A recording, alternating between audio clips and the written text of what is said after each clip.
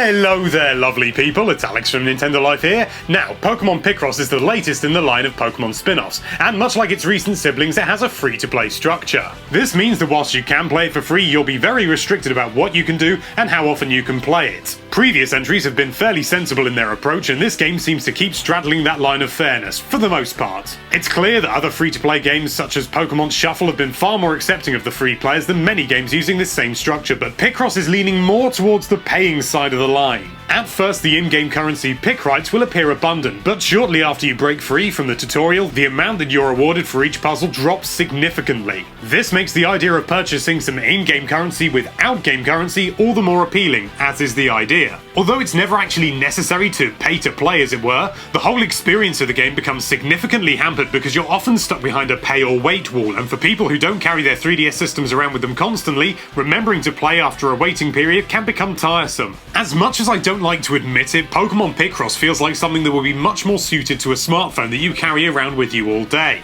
It's still a good game, in fact it may well be the best Picross game I've ever played, but if you don't want to pay, it's very impractical to have it on the 3DS. Unlike Pokémon Shuffle, this game feels much more like a full paid game with the free-to-play elements sort of tacked on. It's very enjoyable, but the barriers that stop you from playing are far more noticeable than in any previous free-to-play endeavour from the Pokémon Company. If this were your usual eShop title sold for about $5 or £3.50, without the restrictions it would be well worth your time, but as it stands in its current form, it's hard to get any long-term playtime out of it without diving into your wallet. If you want to check out our full review for the game, you can do so by clicking that card in the top corner of the screen or the link in the description. Thank you so much for watching. If you like this video, then why don't you really think about the present you're going to give that subscribe button this year? No, not another ironing board cover, and be sure to check out nintendolife.com for all sorts of lovely Nintendo related content.